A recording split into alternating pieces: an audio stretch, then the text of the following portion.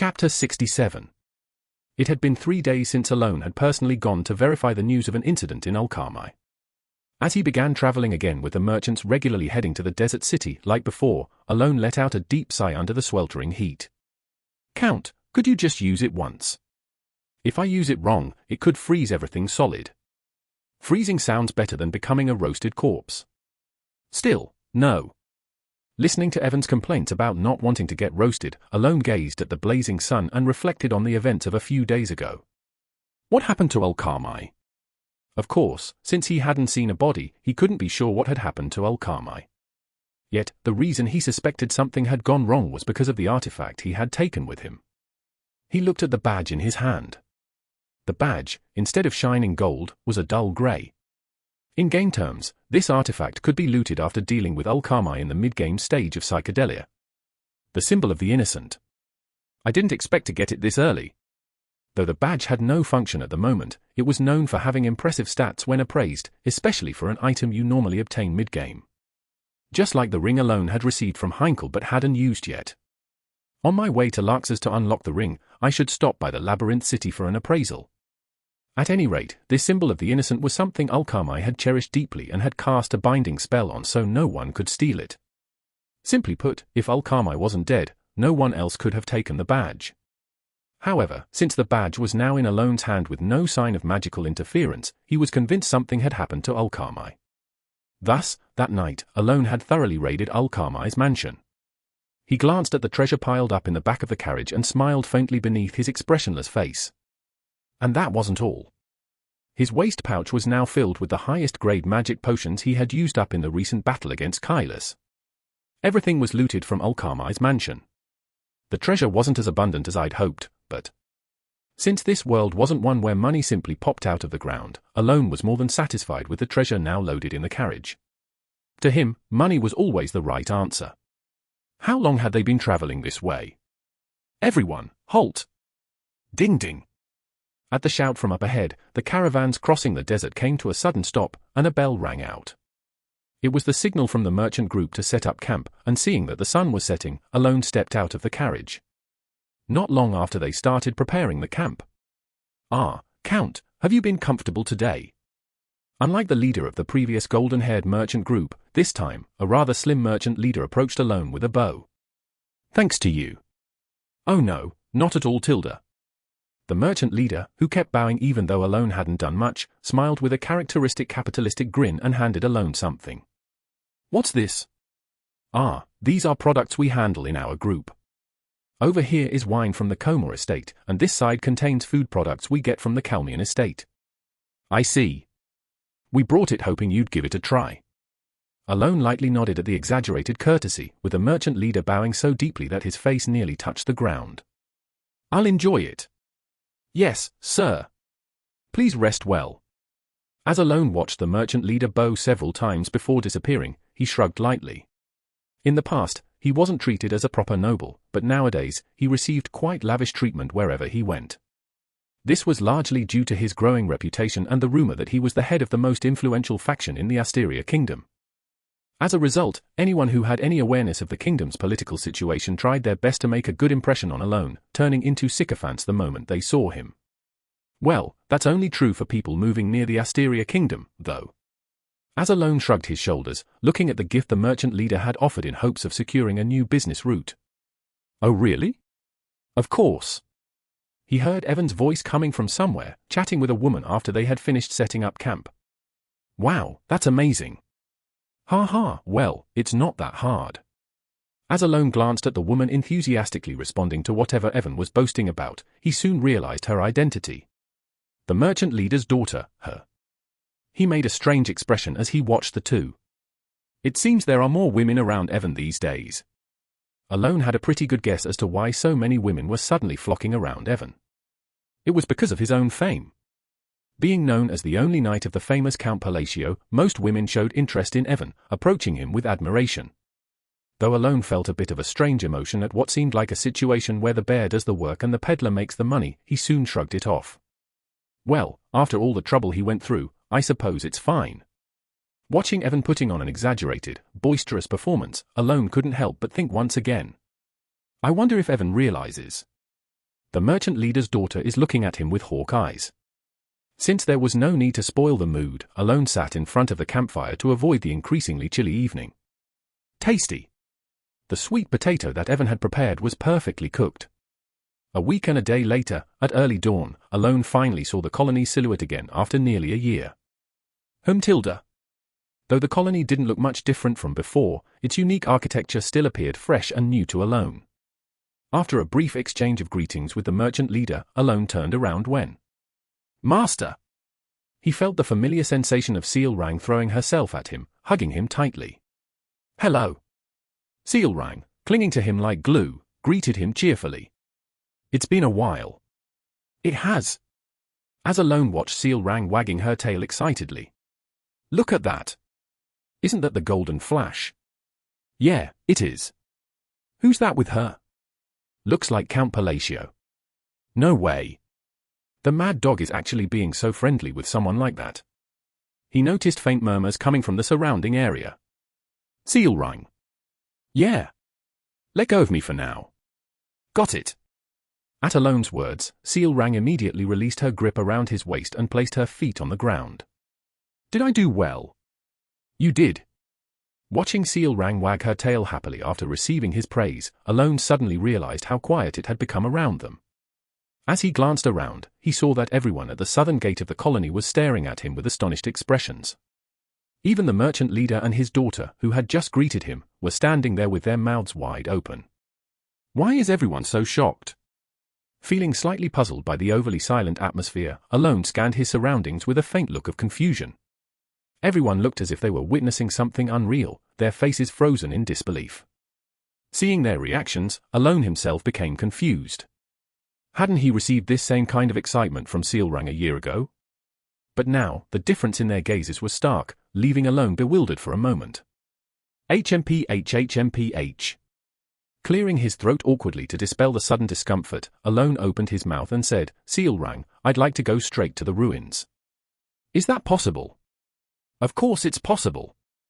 With Sealrang's words, Alone immediately boarded the carriage. Even as he climbed into the carriage and they set off toward the ruins, the looks of astonishment didn't leave the faces of the onlookers. They were on the road to the forgotten ruins, using the carriage Sealrang had prepared. Just like last time, they were traveling under the protection of the Golden Manor tribe, but Alone could sense something had subtly changed. Something feels different. Alone glanced at Sealrang. Sealrang herself hadn't changed much from a year ago. The only noticeable difference was that her brilliantly golden hair had grown longer, now reaching down near her tailbone. But aside from that, she was the same as before. However, unlike Sealrang, the atmosphere among the Golden Manor tribe members guarding the carriage was distinctly different from a year ago.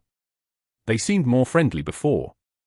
Of course, their friendliness had always been directed towards Sealrang rather than Alone, but now there was none of the light-hearted or welcoming behavior he remembered from before. Instead, they moved in silence, thoroughly watching their surroundings without a word. Recalling what had happened to Sealrang a year ago, Alone nodded in understanding. I guess the betrayal back then hit them harder than I thought. As Alone was thinking that he should be more considerate to Sealrang to keep her from being affected by such things, Sealrang suddenly spoke up. Ah, Master! She called out as if she had just remembered something, and Alone responded. What is it? Can I ask you a favor? Alone was a little taken aback by the sudden request but nodded soon after. As long as it's something I can do, of course. After all, it was largely thanks to Sealrang that they were traveling to the ruins so comfortably, and he had been thinking he should treat her better, so he nodded his head. Sealrang beamed brightly, pulled out a piece of paper from her bag, and handed it to Alone. Then, as she reached her hand out the window of the carriage, an artifact pen was placed in her hand, as if on cue. Handing the pen over to Alone, Sealrang said, Here, sign it. Sign. Yep. Nodding eagerly, she looked at him with a very expectant expression. She nodded so enthusiastically that her long hair, which reached her tailbone, swayed through the air. At this, Alone couldn't help but think. Is she asking me to co-sign for something? Feeling a bit tense without realizing it, Alone looked down at the paper. The document already had several complicated sections filled in. With a puzzled expression, Alone glanced at the top of the document. A marriage registration form? Sign it. Alone was left speechless. Duke Comelin of the Ashtalon Kingdom, located in the west of the Asteria Kingdom, was a noble who held immense power, even within the Ashtalon Kingdom. Though most nobles were unaware, he also wielded a tremendous influence in the underworld. In fact, there was no place in the underworld of the United Kingdom where his reach didn't extend, until recently. Late at night, Duke Comelin, whose youthful face betrayed his status as a middle-aged man who had held the title for over 20 years, stared at documents in his tranquil study. Suddenly, he spoke. So, it's difficult to exert influence in the Asteria Kingdom. Speaking to himself in an empty study, yet despite the lack of visible figures around him, a voice responded. Yes, that's correct. With that reply, a man emerged from the shadows, kneeling before Duke Comelin. This man, named Shuto, controlled immense power in the underworld of the Ashtalon Kingdom on behalf of the Duke. Without turning his head, the Duke continued asking questions. Not at all. Yes, they've eliminated all of our operatives there. Did the organizations that received abyssal gems and abyssal bodies collapse that easily? Well. Shuto hesitated for a moment before answering. No organizations worthy of receiving abyssal gems or abyssal bodies have taken root in Asteria yet. I see. So, there were no suitable recruits. My apologies. Shuto bowed his head. The Duke, tapping his quill absent-mindedly, responded calmly. There's no need to bow your head. I'm sore. Just as Shuto lowered his head further to speak, something felt off, and as he recognized the incongruity, his vision shifted, revealing Duke Comelin's figure in reverse. Shuto's face twisted in confusion, unable to comprehend the situation. And then, dying will be your apology.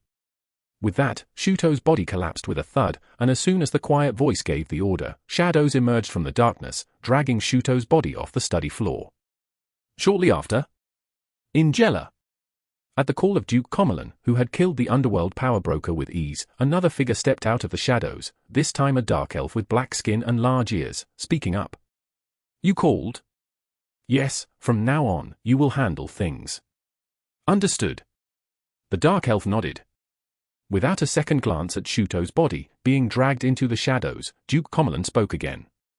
And did you say we can't exert influence in Asteria? Yes. That's troubling. It's necessary for the plan. Shall we act? The dark elf inquired. However, Duke Comelin seemed to ponder for a moment before shaking his head. No, we should focus on what's happening in Rakshasha.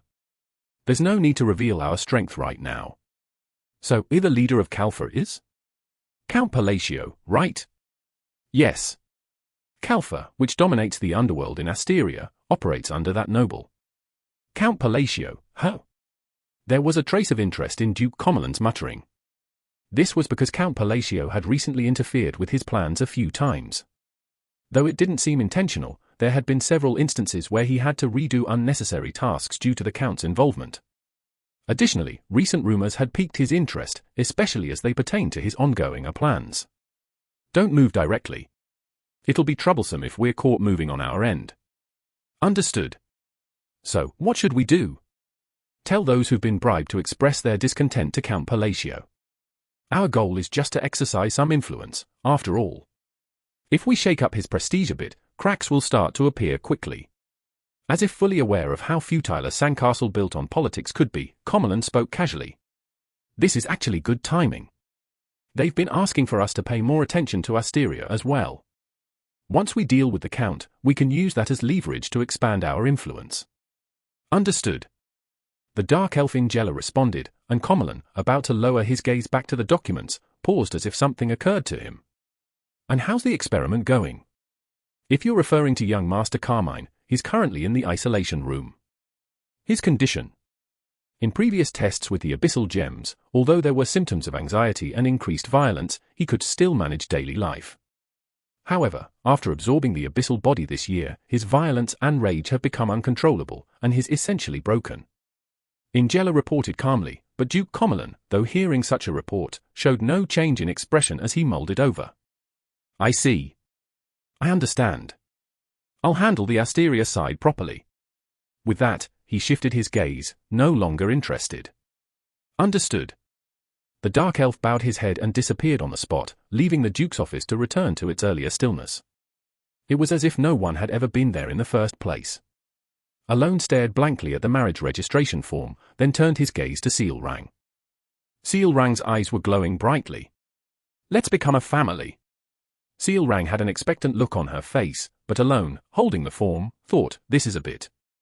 With a slightly awkward expression behind his neutral face, he asked, "Is there anything else you want?" "Nope. Sorry, but I can't agree to this." "Hey." Sealrang's ears drooped in disappointment, clearly showing her dismay. However, no matter how disappointed she looked, Alone had no intention of marrying her right away. Objectively speaking, there was nothing lacking in Sealrang as a potential bride. She was incredibly beautiful, and her honor and status were nothing to scoff at either. But that was from an objective viewpoint. To Alone, there were several issues that made him hesitate. First, although there wasn't a huge age difference between them, Alone had always thought of Sealrang as a daughter figure. Second, Alone believed that Sealrang didn't truly love him, she just wanted to get married to him to become family. In other words, she liked him, but she wasn't in love with him. These 2 points were significant to Alone, who held fairly traditional views on relationships, and that's why he refused her request. "You." Sealrang let out a pitiful sound, her tail drooping sadly, as if she were feeling down. "Alone then. First of all, I need to soothe her after the trauma from the previous betrayal, but saying things like, 'Oh, we're family' probably won't help much." After a brief moment of thought, Alone made up his mind and spoke. "Let's think about this again after you get a little older." "How much older?" 2 years. Alone sighed inwardly. He figured saying something too far off wouldn't be comforting, while saying something too soon would sound strange, so he landed on 2 years as a compromise, mostly for reassurance. "Did I say too short a time?" But regardless of his concerns, Sealrang, seeing a glimmer of hope, brightened up and wagged her tail. "Okay." Seeing her perk up, Alone let out a sigh of relief. Well, in 2 years, she'll probably change her mind. Alone thought briefly. Sometime later, Alone arrived at a forgotten ruin. Leaving Sealrang, who had insisted on waiting behind, he immediately began moving. He soon reached the central tower, where he had previously encountered something unknown. Without hesitation, he made his way up the tower. And then? "Oh, you've come." As soon as he entered a large room, a figure appeared before him as if it had been waiting. Alone's eyes widened in surprise. The last time they met, this figure had been so distorted that it was impossible to recognize. Now, its form was clear. It had the physique of a human, yet it sported antlers on its head and a long tail that extended from its back. The dragon? No, a dragonkin. Though still obscured like a shadow, Alone could now roughly discern the figure's identity. "Oh, you can see me now? I suppose defeating the outer god has raised your level. Quite impressive. Honestly, I didn't think you'd manage." Alone replied to the dragonkin-like figure, which still resembled a shadow. "I nearly died doing it. If a mere human can handle an outer god and only almost die, that in itself is quite remarkable, isn't it? Although, judging by the energy, it seems you dealt with it before it fully manifested." The figure sat cross-legged atop the desk in the study and propped its chin in its hand. "Still, it's curious. How did you kill it, even if it hadn't fully manifested? It's not something a human should be able to do." The dragonkin, forming a question mark with its long tail, seemed genuinely curious. "I used asterisk manifestation of essence star." "Who?" "Asterisk manifestation of essence asterisk." "You?" "Yes." "Fat." Alone answered calmly, but the figure, which had been speaking arrogantly just moments before, suddenly went blank. Then, "Pooh ha ha ha ha ha ha." It burst into uncontrollable laughter, leaning back like a child, slapping the desk as it laughed. Alone, taken aback by the sudden reaction, could only watch in confusion. I'm sorry, I haven't heard such a joke in a long time." "What part of that was a joke?" "The part where you claim to have succeeded in asterisk manifestation of essence asterisk, of course." The dragonkin wiped tears from its eyes, still chuckling. "Well, it's easy to misunderstand. After all, a wizard needs pride, but a bit of arrogance too." The figure, now blatantly mocking him, continued. "Let me tell you something. It's impossible for you to have succeeded in asterisk manifestation of essence star. How can a mere human, who hasn't even mastered asterisk mind resonance asterisk, succeed in asterisk manifestation of essence asterisk? Mind resonance. See? You don't even know what asterisk mind resonance asterisk is, and you're talking about asterisk manifestation of essence star. Fat. The dragonkin snickered, resting its hand on Alone's shoulder as it added. I'll give you credit for defeating the outer god, but lies aren't good. Oh, and if you're embarrassed, I'll let you leave for a moment to regain your composure. Take your time. Still giggling, the dragonkin removed its hand from Alone's shoulder. Alone, looking at the figure, asked, Do you really think I lied? Of course. And what if I didn't? If you didn't? The dragonkin, still maintaining its smug expression, grinned widely. Then if you can prove it right here, I'll start calling you a master from now on. How about that? Can you prove it? The dragonkin proposed this as if it were all a joke. Make sure you keep that promise. Alone warned as he formed a seal with his hands.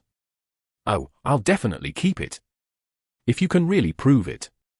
The dragonkin, still filled with ridicule, sneered. But Alone thought to himself. Can I do it? Truthfully, recreating asterisk manifestation of essence asterisk with his current power was nearly impossible. However, this wasn't a real battle. If it's just to demonstrate a small-scale version, without practical use, I should have enough magic to pull it off. With that thought, he quietly began chanting. As the spell slowly started to take form, the dragonkin, who had been grinning up until then, froze. As the ice sphere in front of Alone slowly morphed into a giant crystal, forming a spear, the grin faded from the dragonkin's face. The spear twisted and turned, creating the key to asterisk manifestation of essence star. Who? For the first time, confusion filled the dragonkin's eyes. The dragonkin, with wide eyes, as if something had gone terribly wrong, stared at the scene in disbelief. And then, Ice Spear of Conjuration. As Alone uttered the final words of the spell, the frozen ground spread before him. Nonsense. Chapter 68. The face of the dragonkin was filled with astonishment. The absurdly small range of the ice formation spell disappeared before even reaching 3 seconds. In fact, the actual implementation was so weak that it had no practical use. My magic power? Even with just that, Alone felt his mana core completely drained, and he suddenly realized just how reckless he had been when fighting the foreign force half a year ago. I should have been grateful just for surviving back then. With that thought, Alone looked at the dragonkin who had been mocking him moments ago. Even though all he could see was a dark form with nothing more than white holes where its eyes and mouth should have been, Alone could clearly make out its expression.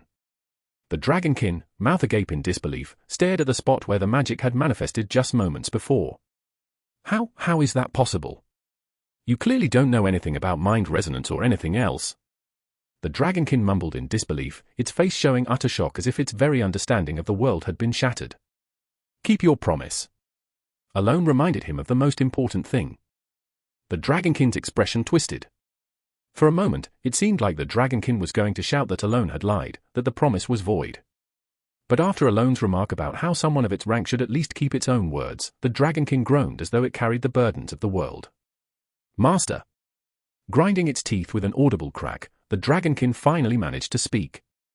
Although the words seemed to carry more murderous intent than respect, Alone nodded to himself in satisfaction, feeling a sense of vindication. Do you really not know anything about mind resonance? The dragonkin asked again. Alone nodded. I don't. It doesn't seem like you're lying. Why is it such a big deal?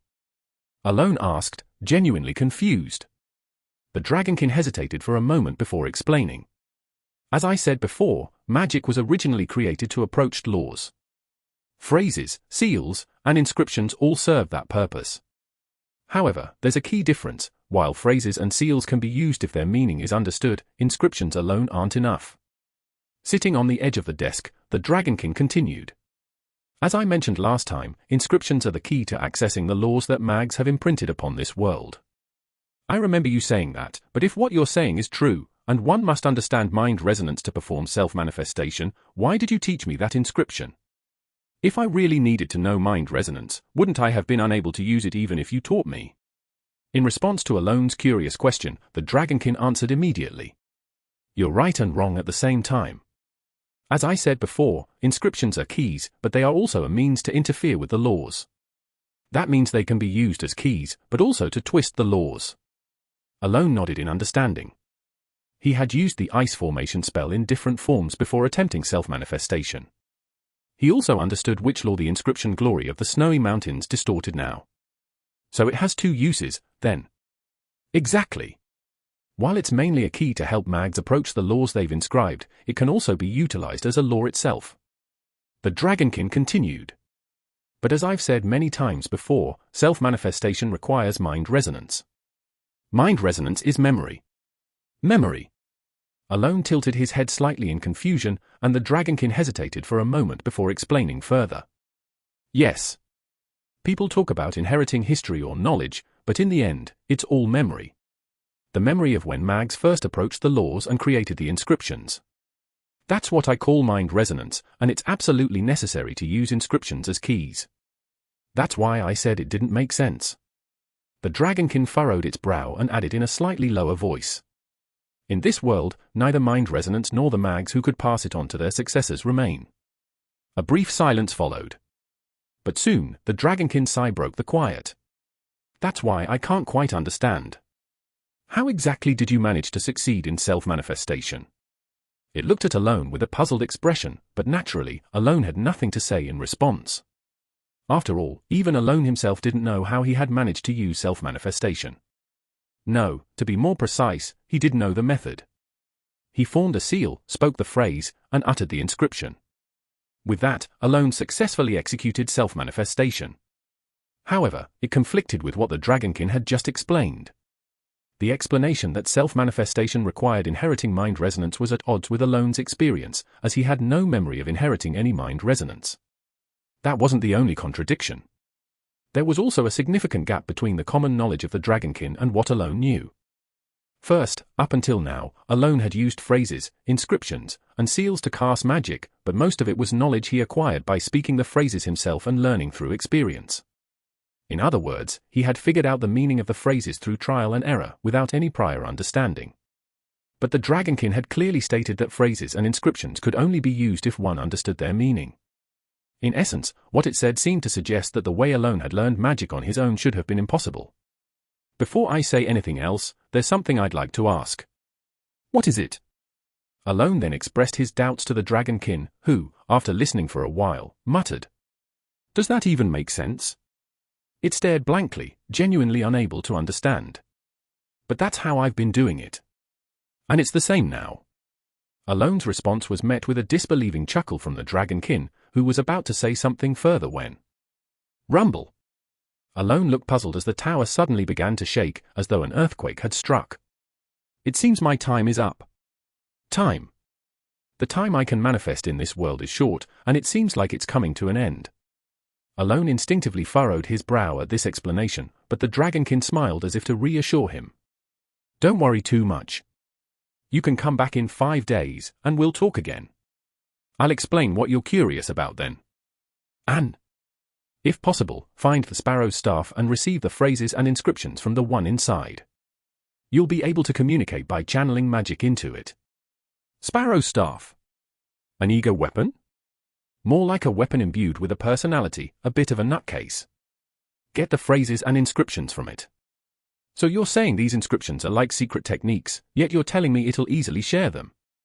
Don't worry about that. The one inside regrets not being able to pass on its knowledge, so it'll be more than willing to teach you. I'm looking forward to it. If what you say is true, you'll be able to. The Dragonkin let out a sly smile once again. Use the magic of all mags with just phrases, inscriptions, and seals. And, before finishing its sentence, the Dragonkin vanished in an instant, leaving Alone staring into the empty space in silence. A little time passed. Alone, having left the ruins, was now in a carriage, deep in thought. He hadn't learned the secrets that had originally brought him there, the mysteries he had been curious about for so long. But his focus had shifted away from those secrets. The secrets weren't much of a risk, considering he had to stay in the colony for at least 2 more weeks thanks to the Colosseum. Instead, Alone was reflecting on what the Dragonkin had said. You can't use magic without understanding phrases, inscriptions, and self-manifestation, huh? He had thought about it over and over again. That Dragonkin didn't seem like it was lying, so how was I able to use them? Despite contemplating the issue multiple times, he knew there was no way to find an answer to something he didn't understand.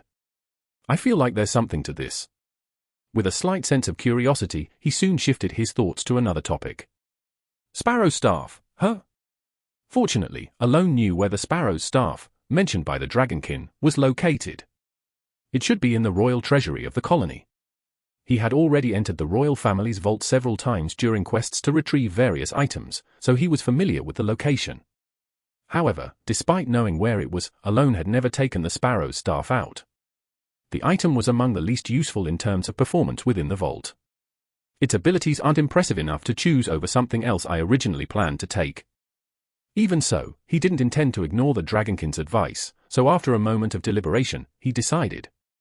Guess I don't have a choice. I should register as a fighter in the Colosseum first. He made up his mind to join the Colosseum this time and retrieve the Sparrow's staff. Thus, Master. Yes? Can you pat my head? Your head? Yeah. As he stroked Sealrang's hair, who had leaned in next to him for a head pat.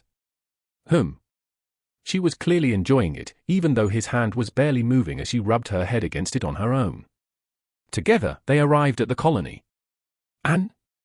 Who? The moment they entered, Alone noticed that the atmosphere was unusually chaotic. Rather, after realizing that there was hardly any foot traffic within the colony, Alone looked puzzled, but only for a moment. As they continued toward the guild by carriage, Alone saw an immense crowd gathered along the central street of the colony and immediately halted the carriage. It was impossible to drive through the crowd. Moreover, Lady Sealrang, it seems we'll have to wait until the crowd passes. The beastman who had scouted ahead reported the situation, and Sealrang looked at Alone. After a brief moment of thought, Alone said, "Let's wait and take a look while we're at it." He stepped out of the carriage, his curiosity piqued by the bustling scene. It seemed as though the entire population of the colony had gathered, lining both sides of the central road. As Alone stepped out of the carriage and made his way through the crowd, he eventually spotted a carriage approaching from a distance. Stop! A mercenary blocked Alone's path. The mercenary, clearly rough-looking, gave Alone a light shove with the hand holding his sword and spoke. No one is allowed to approach Lord Milanon. A blatant warning. Only then did Alone notice that, despite the crowd, this area was empty, guarded by mercenaries. Alone turned his gaze toward the man standing within the cordon of mercenaries. He looked like a noble from the colony, adorned with various decorations, with an unmistakably arrogant demeanor. Having apparently heard the mercenary's words, the noble glanced at Alone, smirked, and then turned his gaze away. At that moment, Alone couldn't help but chuckle inwardly at the sight of this noble, who, like many of his kind, seemed to derive a sense of entitlement from the most trivial things. Crack! In an instant, the mercenary who had blocked Alone's path vanished, smashing into a nearby grocery store. It had all happened in a flash. The crowd's attention immediately turned to the scene, and the mercenaries who had formed the barricade began to move before they could even assess the situation. At that moment, zap! Boom! Crash! The mercenaries who had been advancing toward Alone were sent flying through the air and slammed into buildings. Sealrang! The noble, Milanon, who had been smirking just moments ago, recoiled in shock at the sudden appearance of Sealrang. Hey! He began to scream as Sealrang grabbed his head. Then, he mocked you, Master. What should I do with him? Sealrang turned to Alone with a bright smile, a stark contrast to the way she had been handling Milanon. Alone was at a loss for words. Without giving him a chance to intervene, Sealrang gripped the noble's head tightly, as if she might crush it any moment, simply because he had mocked Alone. Should I kill him? While it was undeniably satisfying, Alone couldn't help but feel it was a bit too extreme. At least not in such a crowded street. Alone, who had been wondering how to handle the situation, turned his attention to the murmuring around him. He soon realized that the white carriage that had been crossing the crowded street had stopped right in front of him. At the same time, he recognized where the carriage had come from. The Holy Kingdom, hey. As Alone noticed the paladins, he had that thought, and just then, the door of the stopped carriage opened, and someone began to step out. It was a girl dressed in black, but with red embroidery sewn in various places on her sacred attire. Alone only tilted his head in confusion for a brief moment, feeling that her face seemed strangely familiar. A cardinal. Alone heard the voice of the noble Milanon, whose head was still being held by Sealrang, as he called out to the girl. In that instant, Alone instinctively sensed that the situation was about to become more complicated. If someone didn't know what had just transpired, this scene would look like Alone and Seal Rang were bullying an innocent noble. Milanon, who seemed eager to take advantage of the situation, put on an exaggeratedly pitiful expression. Alone wondered if he should try to clear up the misunderstanding. But contrary to his expectations, the girl who had stepped out of the carriage didn't head toward the noble with his head caught in Seal Rang's grasp. No, she didn't even glance at him, as if she had no interest in him at all. Instead, she walked straight toward Alone. Eek! As Seal Rang, wagging her tail wildly, moved aside, the girl approached Alone and took his left hand with both of hers. Then, "It's been so long." At that moment, as the girl's red eyes, now revealed as she opened them, met his gaze, Alone realized who she was. The girl standing before him was none other than Lord Itia Bludia. In a street now filled with astonishment and silence, where the murmuring had died down, she smiled at him without a word. Chapter 69. Milanon, a noble of the colony and a member of the Count of Filmeria's family, couldn't grasp the current situation at all, from start to finish. First of all, he didn't understand why Seal Rang, the first Baba Yaga of the colony, had slaughtered all his private soldiers and grabbed his head as if it was about to explode, just for mocking a nobleman walking around with a bewildered expression. He also couldn't understand why Yusha Bludia, one of the cardinals of the Holy Kingdom of Rosario and known to have the strongest influence lately, suddenly stepped out of the carriage and held hands with the very noble he had mocked. Everything was a mystery. However, isn't that Count Palacio? Seems like it. Who? He's with a Baba Yaga, so it must be him. Milanon, hearing the whispers of the citizens, finally realized why Seal Rang had grabbed his head. The rumor that Seal Rang, the Baba Yaga of the colony, followed Count Palacio, a noble of the Kingdom of Asteria, as her master, had spread quite widely since about a year ago. Still, there were things he couldn't comprehend. Lord? She calls him Lord. Milanon had heard rumors about Count Palacio. He knew Seal Rang referred to him as Master and that Deus Macallion, the Master Knight of the nation of Caliban, called him Benefactor. He was also aware of his close relationship with a high-ranking member of the Labyrinth City's council. But he's close with a cardinal from the Holy Kingdom as well. Milanon stared at Alone and Yusha with a dumbfounded expression. Unlike Alone, who remained expressionless, Yusha, standing across from him, seemed to be filled with warm feelings. Feelings so full of warmth that even if Milanon had truly been mistreated in this situation, there was no way she would take his side. What on earth is his true identity? As that astonished curiosity filled Milanon, he heard Alone's voice, "Seal Rang, stop." With that, Milanon was finally released. Grr. Milanon clutched his head in pain, feeling as if it would split open. Alone approached him. "Are you all right?" "My apologies." The apology was simple and straightforward. Milanon instinctively tried to open his mouth. He knew that mocking a fellow noble like Count Palacio was something he should not have done. But still, the response had been excessively harsh. And there were several witnesses to it. Of course, since Milanon had used his soldiers to block access and keep the area to himself, no one viewed him favorably.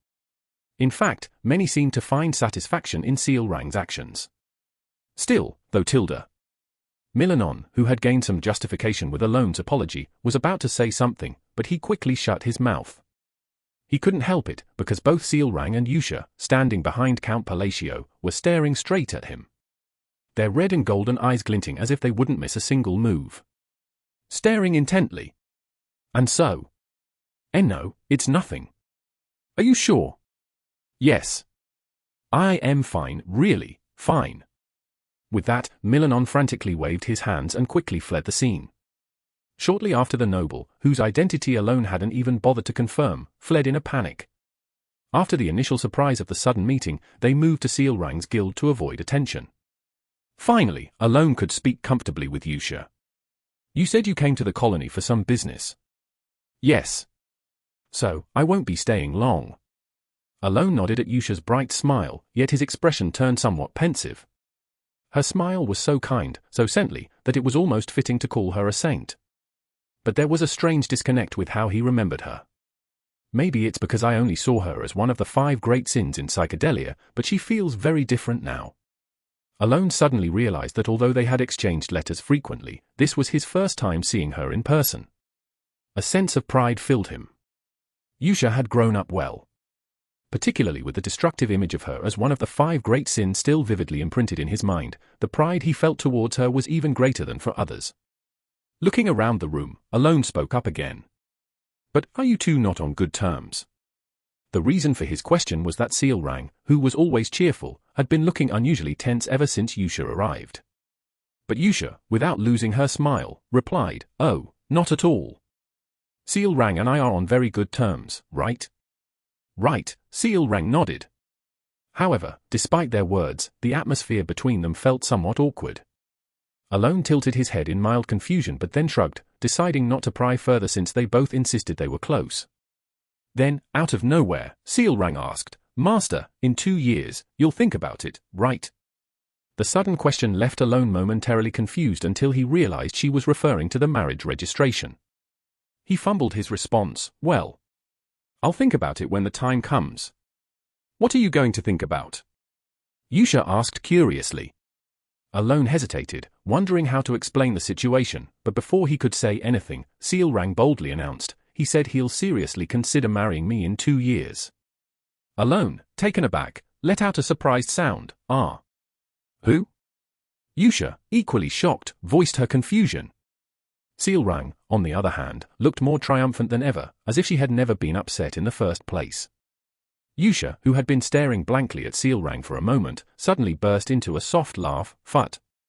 Then, with a serene expression, she looked at Alone. "You don't need to explain, Lord. I'm sure Sealrang made an unreasonable request, and you had no choice but to answer that way, right?"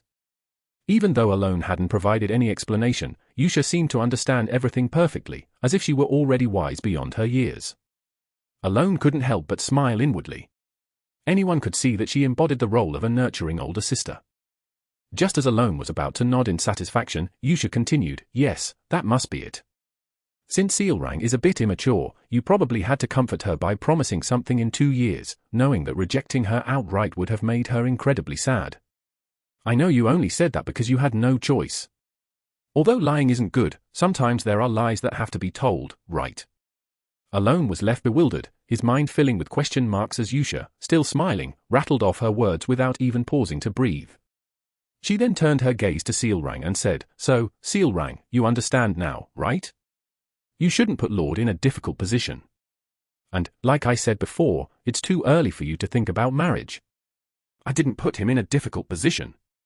And the Vice Guild leader told me that a 5-year age gap is perfect for marriage." "Sealrang, I said no. You shouldn't make things hard for Lord." Yusha continued to speak with a smile, but Sealrang's expression twisted in frustration as she shouted, "You're the one who can't. You're too old." "What do you mean by that, Sealrang? I'm only 2 years older than you." Yusha's smile didn't waver, but "I heard it from Rhine. Your age is estimated to be thou." Before Sealrang could finish her sentence. Boom! Crash! Sealrang suddenly disappeared through the floor. Alone stared blankly at the scene, stunned by how quickly everything had unfolded. Yusha, who had been glaring down at where Sealrang had stood moments ago, suddenly noticed Alone's presence again. She quickly softened her expression and smiled kindly. "It seems the building is a bit weak." It was an obvious lie, but Yusha said it with a straight face. "The building is weak?" Alone asked. "Yes." "Really? Really? It just collapsed all of a sudden, didn't it?" Despite her repeated insistence, as if she would never admit to having slammed Sealrang into the lower floor, Alone could only respond, "I see." Alone reluctantly nodded in agreement, while suddenly recalling that Yusha had once been one of the 5 great sins. He thought to himself, so, a woman's age really is a taboo topic. But 1,000 years? I didn't expect that. Alone filed away this new piece of information that he had never wanted to know. "I'll go fetch Sealrang," Yusha said, ending the conversation. A few minutes later, Alone saw Sealrang, creaking and moving like a puppet, seated back in her chair. He was reminded again of the absolute taboo she had broken. For the next half hour, they conversed, sharing stories. Eventually, Yusha spoke up. "Lord, I believe it's time for me to take my leave." Alone nodded in response. "Yes, you did mention you had other business." "Yes, I'll probably be here for about 3 weeks, so I'll make sure to stop by often while you're still around." "All right." Just as Yusha was about to turn and leave with a small smile, she suddenly clapped her hands as if she had remembered something. "Oh, and earlier, you mentioned that you would be participating in the Colosseum." They had indeed talked about that earlier during their conversation. "Yeah, that's right. As I said, I'm aiming to get something from the royal treasury." "The Sparrow staff, right?" "Correct." Yusha nodded lightly, understanding his intent. "Well then, I'll see you again soon," she said with a smile, before leaving. Alone watched as a white carriage headed toward the royal palace of the colony, and he turned his gaze to Sealrang, who let out a huge sigh of relief, finally feeling at ease. "All right, I suppose I should start preparing as well." The next day, after spending the night at Sealrang's guild, Alone headed straight to the Colosseum and submitted his application to participate. Thanks to Sealrang's help, the process, which usually took a week, was completed in just an hour. F-rank fighter pass. This is just the beginning. Holding the pass that all new applicants receive, Alone steeled himself for what was to come. 2 days later. Wah! Alone stood in the arena of the Colosseum, about to participate in his first battle. He exhaled a shallow breath and looked around. The audience seats were packed with spectators, not a single seat was empty, and around 100 other fighters stood in the arena with him. His first match was not a one-on-one duel but a battle royal, and the victory condition was simple: be the last fighter standing. There were no other conditions, survival was the only rule. Though Alone generally preferred one-on-one matches, he chose the battle royal for one simple reason: winning a battle royal would allow him to jump from F rank to D rank in a single leap. Once a fighter reached D rank, they gained the right to challenge higher-ranked fighters and exchange ranks, which would allow Alone to skip ahead faster.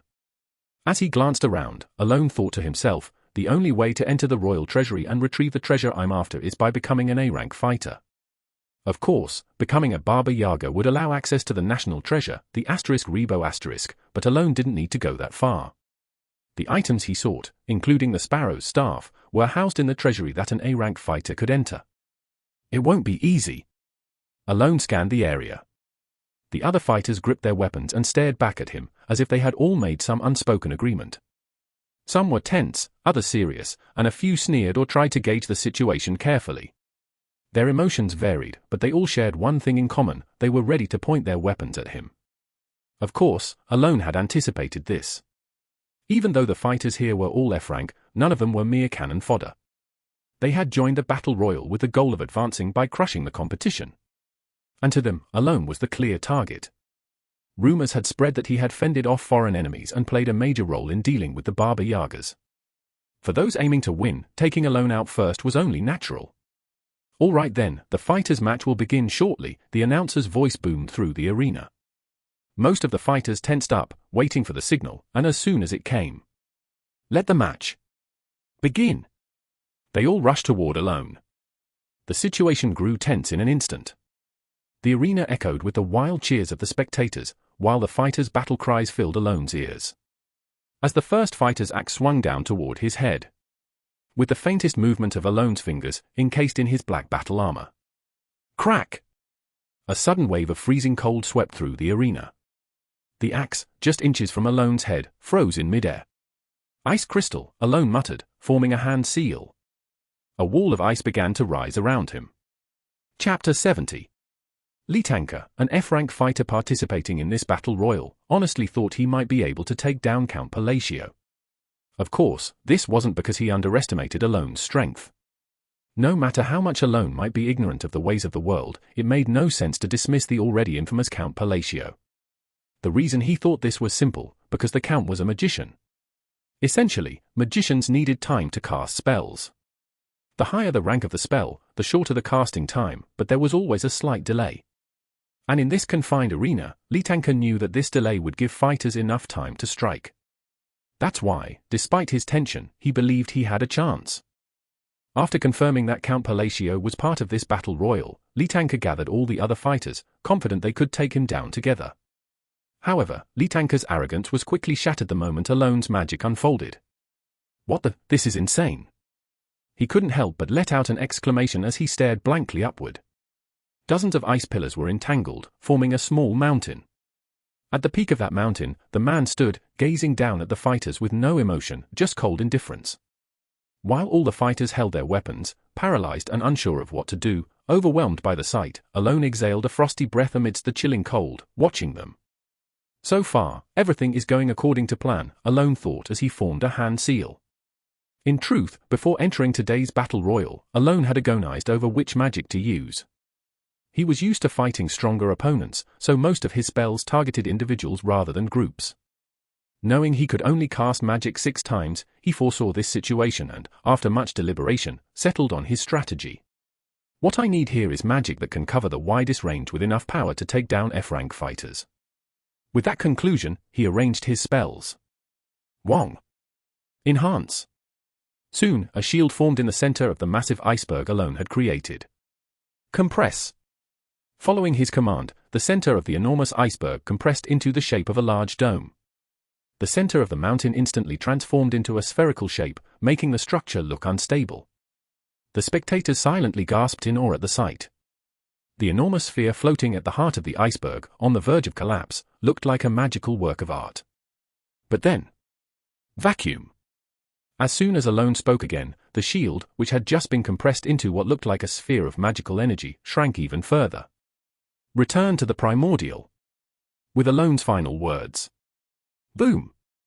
The iceberg exploded, sweeping away the fighters gathered around it. The fragile snow-capped mountain crumbled with a deafening roar. White dust rose into the air. And when the white cloud settled, what remained on the battlefield was Alone. Alone. The silence that followed lasted only a moment. Ahum! The winner of the battle royal is Alone Palacio. The commentator, who had been flustered, quickly regained his composure and announced the result. In his ears, the sound of thunderous cheers began to echo. Alone thought to himself. If it hadn't ended in one shot, it could have been dangerous. He felt the mana hole within him empty, having used more magical power than expected due to the large range of the spell, and broke into a small cold sweat. Looks like I'll need to practice adjusting the spell arrangement more. One more task had been added to his to-do list. Right after the battle royal ended, Alone, who had instantly been promoted from an F-rank fighter to a D-rank fighter eligible to issue challenges, was thinking about which C-rank fighter he would challenge next. Count. What is it, Evan? Yusha sent a gift. A gift? Yes. Upon hearing this from Evan, who had been waiting at the guild, Alone quickly made his way to his room and saw a staff placed on the desk. It was the sparrow staff he had been trying to acquire. She sent this as a gift. Yes. She said you'd like it. Evan's words left Alone perplexed as he examined the staff. Even after inspecting it, he confirmed it was indeed the sparrow staff. What is this? His expression turned blank. It was no wonder. From what he knew, access to the colony's treasure vault required one to prove their qualifications as a fighter. The colony's royal family had upheld this tradition since they established the kingdom, so Alone never even considered buying items from the treasure vault with money, knowing it was impossible. Which led him to wonder. How did she manage this? Though curious about how Yusha had acquired the sparrow staff for him, Alone set the question aside for now, deciding to feel grateful toward her. Thanks to her, he had obtained the item he had originally intended to acquire. Since I've exhausted my mana today, I won't be able to use it. I'll give it a try tomorrow. Feeling as if he had received a gift from a well-raised daughter, Alone gripped the sparrow staff in his hand. The next day, as Alone infused mana into the staff, just as it had described. Who? Who are you? Why are you waking me up? A gruff middle-aged man's voice, full of irritation at the world, echoed in his mind. I am Alone Palacio. So what? I was introduced by the Dragonkin. So what? Alone felt a sudden headache, instinctively sensing that the conversation would be difficult, but pressed on. You don't seem to like long conversations, so I'll get straight to the point. I heard you're a mage. Looks like there's still at least one idiot left in this world of morons. I was told by the Dragonkin that you'd reveal your glyphs and phrases to me. Can you do that? What good would knowing that do you? I plan to use them. At Alone's answer, the voice inside the staff let out a deep sigh after a brief silence. I thought you were at least a fool with some knowledge, but it turns out you're just a complete idiot. The middle-aged voice continued, filled with blatant disdain. Hey, idiot, do you really think knowing my glyphs and phrases means you'll be able to use them? If I couldn't use them, I wouldn't have asked. The Dragonkin said you'd explain everything clearly. Stop talking about things you'll never be able to do. You haven't even inherited my mental image, so how could you possibly use my glyphs? The voice in the staff spat out words laced with denial, as if dismissing the entire conversation. Just as Alone fell silent, pondering the situation. Count! Suddenly, Evan burst through the door. What is it? You've received a challenge request. From whom? From an A-rank fighter. The name is? Filshan. The Colosseum came to deliver the message. How should I respond? At Evan's question, Alone briefly considered it with some confusion. An A-rank fighter, challenging me, it's not impossible, but... D-rank fighters were allowed to challenge fighters ranked one tier above them, but A-rank fighters could issue challenges to lower-ranked fighters as they wished. However, it was uncommon for A-rank fighters to challenge lower-ranked fighters. If they didn't fight against others of their own rank, they risked their standing, and if they lost, they would be demoted. The risk was too great. But for Alone, this was an opportunity to rise to the A rank in one swift move without having to fight several battles. After a brief pause, Alone made his decision. If you don't believe me, why don't we make a bet? Who? Alone smiled at the staff. One day later. Filshan, the A-rank fighter who had issued the challenge to Count Palacio, walked out from the opposite side of the Colosseum's arena, eyeing the man entering the battlefield. As expected, Count Palacio, stepping into the arena amidst thunderous cheers, caught Filshan's gaze. Filshan smirked to himself. In truth, this wasn't a good match for him. As an A-rank fighter, beating Count Palacio, a D-rank fighter, wouldn't bring Filshan any glory, and if he lost, he would be demoted from A-rank to D-rank. But despite that, there was one reason Filshan had issued the challenge to Count Palacio. To generate buzz. It was true that Count Palacio, standing before him, was a D-rank fighter, but his strength had already been proven multiple times through rumors. Moreover, his power was definitively confirmed during the recent battle royal, making him even more famous within the colony. In other words, what Filshan wanted was to defeat Alone and steal the spotlight from him. He had heard rumors that the vacant position of Baba Yaga would soon be filled by one of the A-rank fighters, chosen by the royal family. In short, for Filshan, whose goal was to become the next Baba Yaga, this event was a rare opportunity he could not afford to miss. That's why he took the gamble, though he was confident he could defeat the Count. Of course, Filshan wasn't underestimating Count Palacio. As mentioned, there were many rumors about his strength, and he had already proven his power in the Colosseum. Ignoring Count Palacio would be a foolish act, something no fighter should ever do. Especially not fighters. However, there was one reason Filshan was confident. Count Palacio only uses ice magic. Of course, he knew that magicians could use other spells aside from their primary magic. But he also knew that if it wasn't their specialty, the power of those spells would be significantly weaker. Moreover, before sending the challenge, Filshan had thoroughly investigated and confirmed that Alone only used ice magic, which further boosted his confidence. And with good reason. Smirk. His race, the Flame Clan, was inherently capable of wielding fire, an element with a strong advantage over ice magic. No matter how powerful Alone's ice magic was, it would naturally weaken in the face of the high-temperature flames Filshan controlled, which brought a smile to his face. And now, let the match begin. As soon as the commentator's voice fell, Filshan unleashed his flames. Whoosh! The fire surged, making the already hot ground boil even more, drawing gasps from the audience.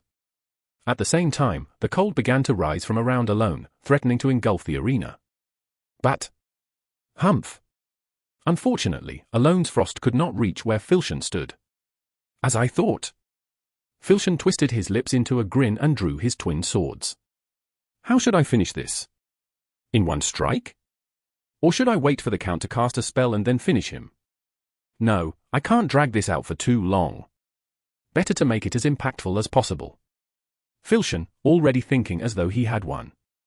But, unfortunately for him, his blissful thoughts were cut short. A ray of thunder. The moment Alone uttered a new incantation, it was over. Crackle! Brilliant blue sparks began to surround Alone's body, clearly visible to everyone. Chapter 71. Inside the arena, an intense chill spreads, and blue sparks crackle as they ride the air. To anyone watching, the magic being wielded is clearly abnormal. Disintegrate! At Alone's command, the bursts of sparks transform into glittering blue particles that scatter in all directions. Despite it being broad daylight, the particles glow brightly like fireflies. And then dissolve. Just moments before, his body had been perfectly intact. Now, even as he stands still, it wavers dizzyingly, like a mirage. Filshan was already within striking distance of Alone. Leaping forward using searing flames as propulsion, Filshan gripped the sword that had slipped down, aiming at Alone's swaying form. Even if it's unexpected, it's still fine. Though he was startled by Alone using a completely different magic than the anticipated ice magic, Filshan chose to see this as an opportunity. At this moment of spell preparation, the opponent was defenseless. It would have been better to defeat him in a more spectacular fight, but since Alone had begun using a different kind of magic, the odds of victory had dropped exponentially. I'll end it right now. Just as Filshan raised his sword without hesitation to strike. Cycle of all things. Alone's words resounded. At that fleeting moment, Alone's emotionless face was staring directly at him. His body, fingers forming a seal, had suddenly crackle. Thunder god form. He became pure blue lightning. And Filshan's thoughts ceased to continue. Boom! With a thunderous explosion, Filshan's body crashed into the arena, leaving behind lightning trails that streaked across the field. Crackle! In that brief second, or perhaps even less, everything had happened so fast that no one could grasp what had transpired. The spectators could only witness two things. One was Filshan's body smashing through the arena wall. The other was crackle! Alone, now completely enveloped in lightning, or rather, transformed entirely into lightning itself, cloaked in a blue aura. Crack! With each movement of his black-colored cloak, lightning crackled and scattered in all directions. TSK. As the ends of the cloak gradually regained their dark hue, the lightning's form shifted back into the figure of Count Alone Palacio. The spectators, who watched the entire scene as if witnessing a gradient fade, were left speechless. The winner is Alone Palacio. When the previously stunned announcer finally spoke, the crowd erupted with thunderous cheers, leaping to their feet and applauding so loudly that the arena seemed to shake. Amid the jubilant noise and wild applause, Alone stood. Damn it! Unable to fully register the crowd's reaction, he muttered a curse under his breath, grimacing as blood began to trickle down his arm beneath his sleeve. I almost died. This was not a figurative statement. He had truly almost died from using the magic just now. It was true that his mana was completely depleted, but that wasn't why he nearly died. The real reason was the magic he had used. Damn! No, it was in the spell itself. Unlike before, Alone could understand the laws of the spell immediately upon using it. No, he had to understand them. If he hadn't, he wouldn't be standing here. As soon as the magic ended, he could have been broken down into molecules, ceasing to exist in this world. Twisting the laws to convert the body into mana. Why does such a crazy spell exist? The spell he used, a ray of thunder, literally converted his body into mana with the properties of electricity. The subsequent phrases were all pre-prepared electrical magic. The process was to fuse, or rather, enchant it. Finally, the thunder god form was the magic that manifested the fused spell array. In other words, the magnetic manifestation Sparrow taught him was, quite literally, an incredible spell that transformed the caster into lightning itself. But the reason Alone felt the spell was insane was none other than its difficulty. The thunder god form temporarily transformed the body into lightning, allowing the caster to use its properties directly. However, the issue was that the irregular mana array of lightning, when combined with Alone's body, could easily break down with even the slightest movement. In short, if Alone had no talent for controlling the mana array, he could have been nothing more than colorful fireworks in the arena just now. It hurts like hell. Even after hastily reconstructing his body's array in over a second, there seemed to be areas he couldn't attend to, as the blood flowing beneath his sleeve was steadily increasing. Sparrow, did you teach me this just to mess with me? He suddenly recalled Sparrow's staff, which Evan held while watching the match together. Let's head back first. With the thunderous cheers behind him, Alone returned to the waiting room. Count. What is it? No. I don't think I'll ever be surprised by anything you do again.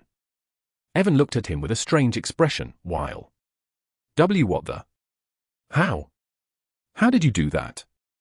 Sparrow's staff, usually full of sneering remarks, trembled with disbelief, its voice shaking. Alone felt a surge of satisfaction behind his impassive expression. It seems the bet is mine. One day later. Alone's reputation as an A-rank fighter, achieved in less than a week, rapidly spread across the entire colony. As a result, there were far more talks about Alone in the colony than any other fighter. Yet, the man at the center of these rumors, Alone, was to the royal castle now, master.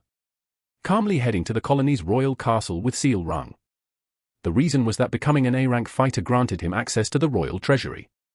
Normally, it would have taken at least a week to gain entry to the treasury. Alone was able to move so swiftly thanks to seal rang. Even if Baba Yaga's power is strong, I didn't expect it to extend its influence to the royal family. As Alone's carriage passed a massive castle wall, he marveled at seal rang's abilities. Hey! Sparrow spoke directly in his mind, to which Alone responded not verbally but by channeling mana into the staff as instructed. Did you forget the bet? No. Sparrow's tone became exasperated, but soon shifted. Count, I would like to ask you something. Sparrow's voice, now small and trembling, was surprisingly polite and refined compared to just a few days ago. What is it? Well, as I mentioned yesterday, would you consider forming a contract with me and succeeding my legacy? As I said yesterday, I'm still considering it. No. This is truly a great opportunity. Isn't it? Flustered, Sparrow hastily added a respectful suffix. You, Count, no, your lordship, must know from using my laws that they're incredibly powerful. If you just refine it over a few generations, you'll be slapping other wizards 30 times over, seriously. From the moment Alone used Sparrow's laws without having inherited his spirit, Sparrow, following the suggestion of the Yongxin race, had been urging him to become his successor. Successor, hey. In truth, from Alone's perspective of needing to learn magic, accepting this staff as his teacher wasn't such a bad option. Just knowing its phrases and incantation seemed to provide a significant amount of magical knowledge. Even so, Alone avoided giving a clear answer, and the reason was due to the contract Sparrow proposed. Sparrow called it a master-disciple contract, but there was no need to inscribe a magic circle for a contract he didn't fully understand. Anyway, I'm meeting him tomorrow, so I can ask and decide then. With that in mind, Alone dismissed Sparrow's suggestion for the moment. Please, reconsider seriously, just once more. According to you, isn't it impossible for someone who hasn't inherited your spirit to become your successor? No, that was really just something I didn't know at the time. I apologize. No need to apologize. Either way, it would have been difficult for you to find a successor since you're an idiot. You really hold grudges, don't you? What did you say? No, I mean. Because of the bet he lost earlier, Sparrow had to speak respectfully. He continued to desperately urge Alone to become his successor until Alone left the staff behind in the carriage to enter the royal castle. But all Sparrow learned by then was that Alone's grudges ran deep. I shouldn't have let my temper get the better of me. Left alone in the carriage, Sparrow muttered darkly. It was his own karma. The colony's royal castle had a slightly different atmosphere compared to those of other nations Alone knew. Unlike the typical concept of a royal castle, the interior felt rather rough. There were no sculptures or marble to be found inside, which made it appear somewhat lacking in refinement. Yet, despite this, Alone didn't think it was inferior because it was due to the abundance of gold and jewels adorning the rough walls. Walking along the seemingly endless path lined with treasures, Alone finally arrived at the royal throne room with seal rang. He knelt and greeted the colony's king, who was looking down at him. The warrior greets the king of the colony. Normally, introducing himself as a noble would have been appropriate, but he came here to enter the treasury, so he introduced himself as a warrior. Raise your head. Upon hearing the solemn voice, Alone raised his head to see the king's face. He was a robust middle-aged man with prominent features, exuding a sense of authority and confidence. Count Palacio, I found your match to be quite entertaining. Very impressive. The colony's king, Carmax's III, laughed heartily as he continued. I heard you wish to enter the treasury. Is there something you desire? Yes, your majesty. Carmax's nodded a few times before saying. Then you should take it. The royal family of the colony opens the treasury to anyone who has proven themselves. Thank you for your generosity. However, I have one more gift to offer you. What do you think? A proposal, Your Majesty? Yes. He spoke casually. I have a daughter. Yes, Your Majesty. What do you think? Excuse me. Alone's mind froze. Silence. But only for a moment. Of course, it's up to you whether or not you accept this gift, so take your time to consider. Carmaxes maintained his smile. Maxim, take him to the treasury. He then instructed the knight beside him. As Carmaxes watched Alone's receding figure, he let out a sigh. HM? Baba Yaga, are you not following him? He noticed that Sealrang, who had been beside Alone until a moment ago, remained standing in place and asked. Then, hey! The smile Sealrang had worn just moments earlier had faded into a perfectly blank expression. At last. Enough. Her chilling golden eyes matched the icy words that followed. Chapter 72. This is the place. Maxim, one of the king's royal guards, spoke with a notable intensity, and Alone gazed at the opening door. Once you go inside, you can bring out only one item that you desire. However, if you attempt to sneak out more than one item and are caught. Maxim's gaze turned to Alone. Something unfortunate may occur, so please be cautious about that. It was a slightly unpleasant warning to hear, but Alone nodded lightly. He understood Maxim's perspective. There are always a few who try to cheat during this kind of mission. Of course, there weren't many daring enough to try trickery in the royal treasury, but such individuals did exist. You may enter. With little emotion, Alone stepped inside the treasury. Wow! He couldn't help but let out an exclamation. As expected, the inside of the treasury was filled with various items. From swords, axes, and spears to ornaments and accessories, the room was littered with objects on tables and the floor. It was truly a place befitting the term treasury. However, Alone paid no attention to the weapons or ornaments. Instead, he moved unhesitatingly toward a corner and began searching for an item. He already knew what he intended to take from here. After about 30 minutes, Alone, having rummaged around, finally found the item he sought. What he retrieved from a pile of ornaments and accessories was a small dagger. No, to be more accurate, it was awkward to even call it a dagger. It looked like a long sword made to be wielded by a dwarf. While it could technically function as a dagger, the handle was absurdly thin, making it unsuitable for actual combat and seemingly only usable as a decorative item. But Alone didn't mind and took it. The seal of the Blind One's contract. He recalled the name of the item he held. It wasn't something he needed right away. It would only be useful after passing through Raxas with the ring he received from Heinkel. Now that he had acquired everything he needed, he only had to meet the Dragonkin, hear their explanation, and head to Raxas. With that, he exited the treasury and returned to the king's chamber with Maxim, who had been waiting outside. Although he wished to leave the uncomfortable palace as soon as possible, he had to express his gratitude to the king out of courtesy. Hence, how should I politely decline the matter regarding his daughter? He was contemplating this when he arrived where the king was. The atmosphere felt quite unusual.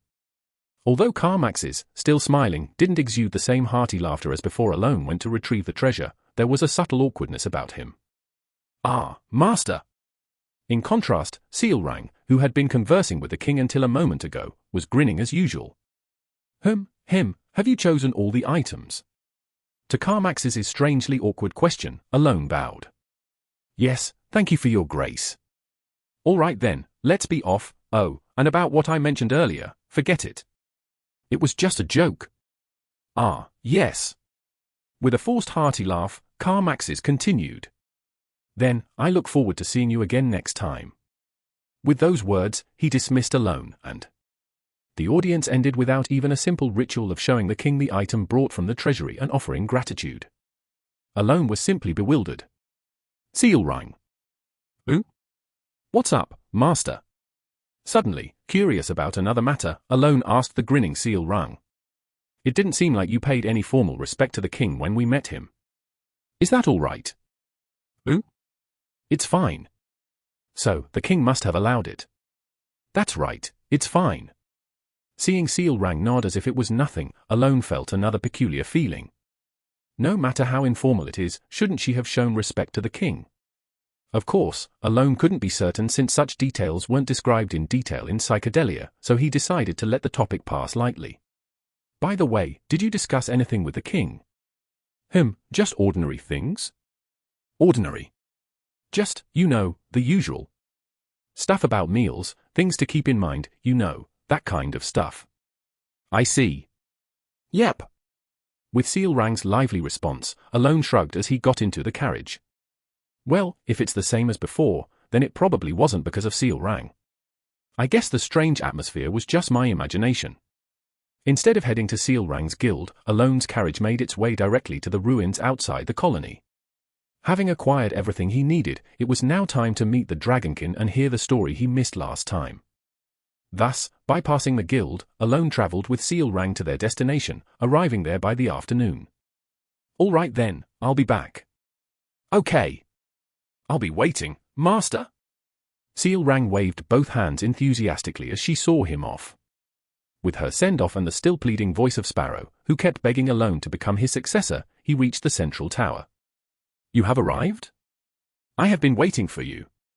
Once again, as soon as he ascended to the upper floor, he encountered it, surrounded by rows of bookshelves.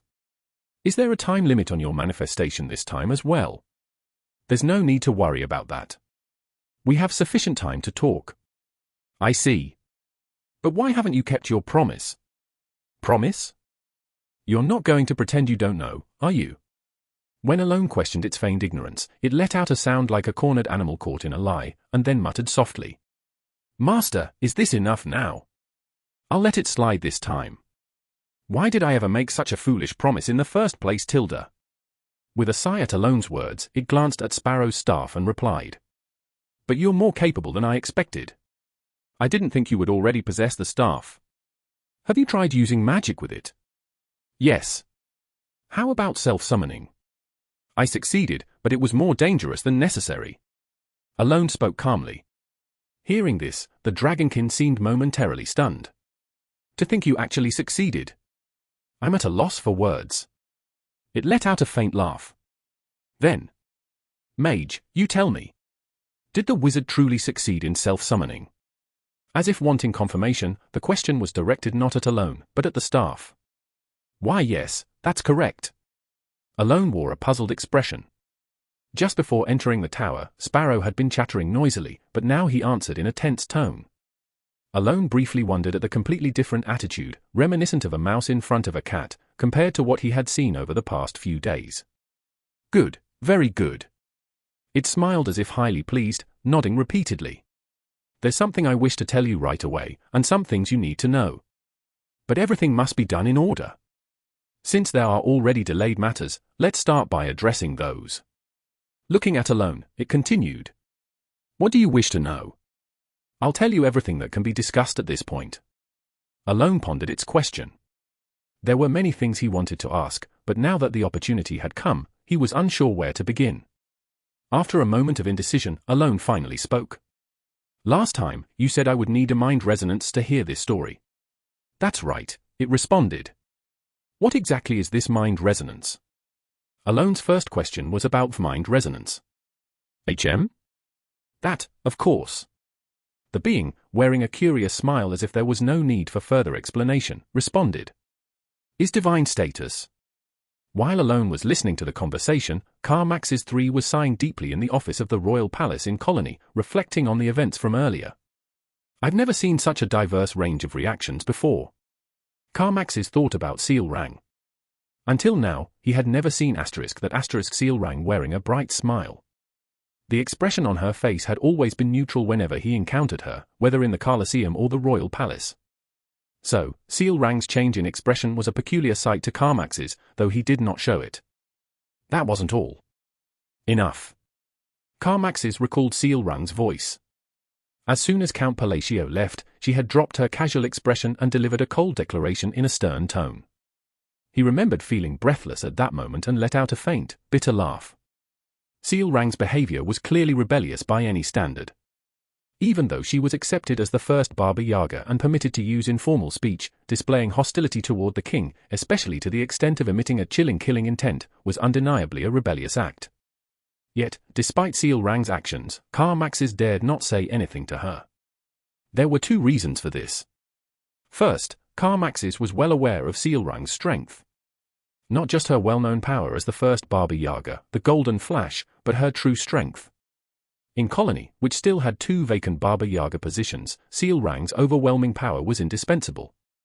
The second reason was that Carmaxes had tried to use his royal authority to exploit Count Palacio, even though he knew full well that Palacio was Seal Rang's master. Marriage, in the upper class, is typically a political tool. Thus, Carmaxes' initial suggestion to gift his daughter to Count Palacio was intended as a beneficial proposition in some way. If Palacio declined, Carmaxes could create an unofficial debt, and if Palacio accepted, he could leverage the Count's rising fame and promising future. Count Palacio's renown had been spreading considerably in Colony lately. However, the real reason Carmaxes wanted to recruit Palacio was that he was Seal Rang's master. If he could bring Palacio to his side, he would gain better control over the unpredictable first Baba Yaga. Additionally, he had learned that Palacio was connected to Yusha Bloodia, a significant figure currently wielding great influence in the Holy Kingdom of Rosario, which is why Carmaxes made such a proposal, even if it was a bit reckless. I didn't expect her to be that defiant. Carmaxes thought about Seal Rang once again. He was aware that her attitude toward him was not ordinary. However, despite using informal speech, Seal Rang had never once crossed any unnecessary boundaries in the past. That's why. Just who is he?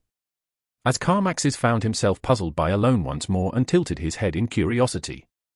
Your Majesty, the Cardinal requests an audience. Let her in. The voice from outside interrupted Carmaxes' thoughts.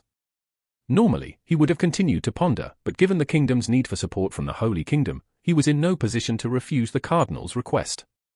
That was why, even previously, he had been forced to break the kingdom's tradition and grant one of the treasury's treasures to her instead of a warrior. Your Majesty! Yusha, the Cardinal of the Holy Kingdom, entered and bowed lightly in greeting. As Carmaxes prepared to return her greeting, he felt something was off.